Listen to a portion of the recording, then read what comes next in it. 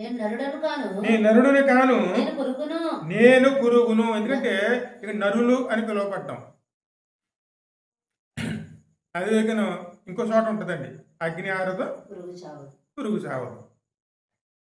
అంటే ఇక్కడ మనం వెళ్ళవలసిన చోటు ఎక్కడికి, అక్కడ అగ్ని ఆరదు, అక్కడ పురుగు అంటే ఎవరు, మనమని. పురుగు చావదను. అదమ్మ పాపి ఒక పురుగుతో పోల్చబడ్డారండి.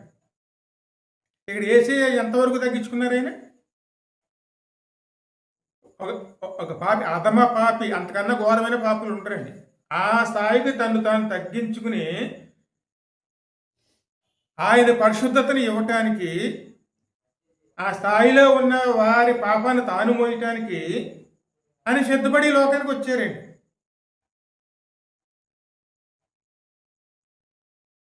ఆయనే అలా భరించడానికి సిద్ధపడి ఉన్నప్పుడు ఇక్కడ మనం ఎంతటి వారు అండి? ఎందుకంటే కొంతమంది అంటూ ఉంటారు చూడండి, పగలంతమంది తాగి తిరుగుతాడేంటి, వత్త బలారాన్ని వెలగిస్తారండి.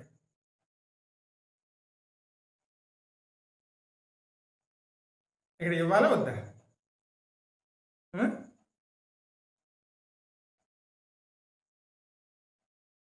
ఎందుకంటే ఇవ్వకూడదు అంటాం. అందుకని ఏసీ బలారాధన ఇచ్చారు చూడండి, ఆ బలారాధనలోనూ నాతో చెయ్యి ముంచేవాడే నేను అప్పగించును అన్నారు. యోధ అప్పగిస్తాడని తెలుసు, యోధ దొంగ అని కూడా తెలుసు. ఆ మాట కూడా వాక్యంలో రాయబడిందండి. ఆయన దొంగ అయి ఉండియు అన్న మాట రాయబడిందండి. అది ప్రభుకు తెలుసు. తెలిసినా సరే మరి ఆ డబ్బు సంచి ఎందుకు ఇచ్చారు ఆయనకి?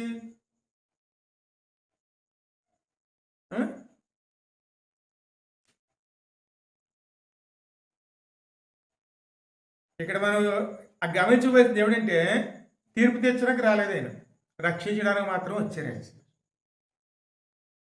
ఇక్కడ మరి తీర్పు తీర్చకూడదు, ప్రభువే తీర్పు తీర్చలేదు, రక్షించడానికి మాత్రమే వచ్చారు ఆయన. మన స్థితి ఆయనకు తెలిసినా సరే మన స్థితిని అక్కడ ప్రశ్నించుకుంటాను, మన హృదయం తెరవటానికి తానే అన్ని సహించి మన కోసం ప్రాణం పెట్టడానికి కూడా ఆయన సిద్ధం పడ్డారండి. అందుకే మనం నిందించినా సరే అన్ని నిందలు భరించారు. మనం ఇష్టానుసారం దూషించినా సరే ఆ దోషణలన్నీ ఆయన భరించారండి. ఇష్టానుసారంగా ప్రవర్తించినా సరే ఆయన మౌనంగా అన్నీ కూడా భరించుకుంటూ వచ్చారు. కానీ ఇది ఏమిటి, ఎందుకు అనే మాట, ఒక్క మాట కూడా ఆయన అనలేదండి.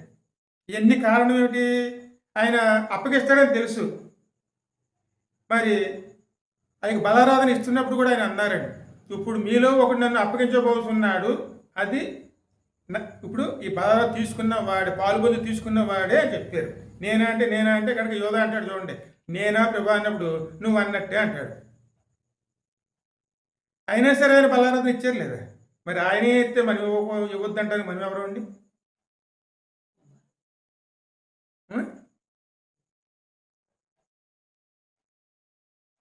ఇక్కడ మనం తీర్పు తీస్తున్నామంటే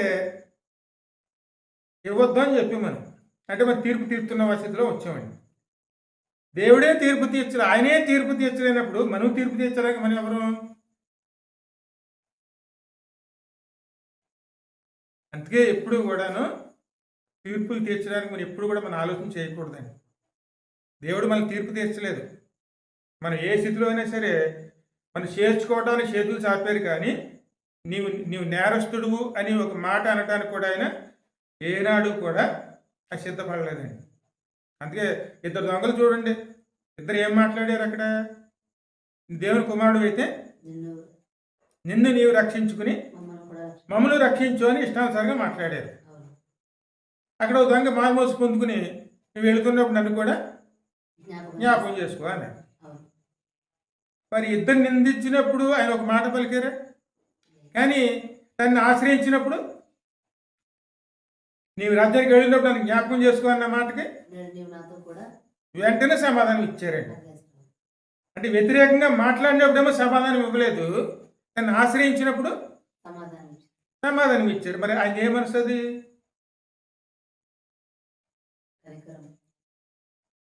అందుకే క్రీస్తు యేసుకలను ఈ మనసును మీరును కలిగి యుండుడి, అదే ధనం అండి.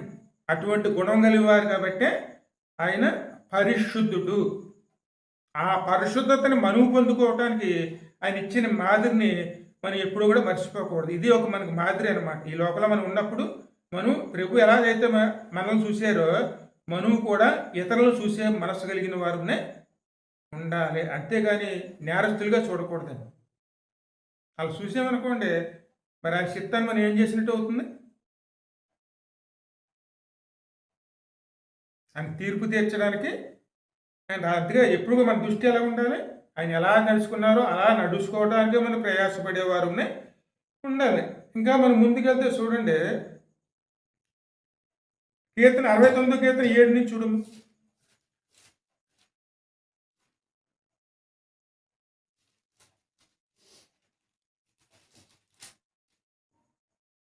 నీ నిమిత్తము నేను నిందనొందిన వాడనైతిని.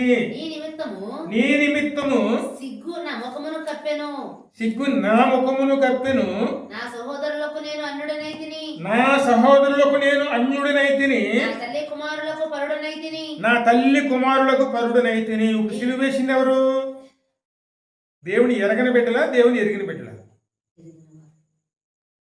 అదే మాట్లాడుతున్నారండి.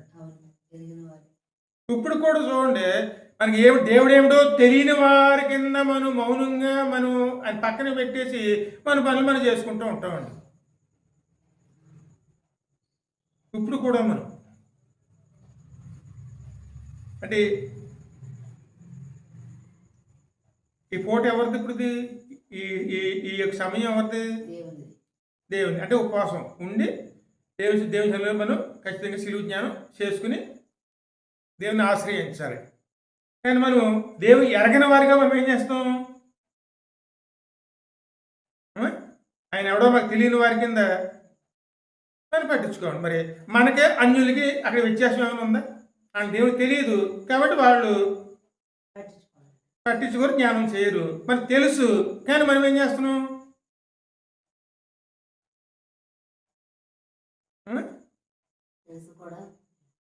అంటే ఒక అన్యుడి కింద మారిపోయాం కదా. నా సహోదరులకు నేను అన్యుడు. సహోదరులు అంటే ఎవరు? దేవుని బిడ్డలుగా మార్చబడిన వారు, మన కోసం ప్రాణం పెట్టారు, మనం నమ్ముతున్న వారు. మరి మన పరిస్థితి దేవుని అన్యుడిగా చూస్తున్నామా లేకపోతే మన సహోదరుడిగా చూస్తున్నామా? నా తల్లి కుమారులకు పరుడనైతిని అంటే ఎవరు? సంఘ బిడ్డలండి. నీ ఇంటిని గురించి ఆసక్తి నన్ను భక్షిస్తాను. ఆయన ఇల్లు అంటే ఏమిటి? మన హృదయం. మన హృదయం ఏమవుతుంది? దేవుని ఇల్లు. ఈ ఇంటిని దేవుని కోసం సిద్ధపరచాలని ఆయన అనుకుంటున్నారు. కానీ ఈ ఇంటిని మనం ఎవరిది అనుకుంటున్నాం? ఇది దేవునిదా మనదా?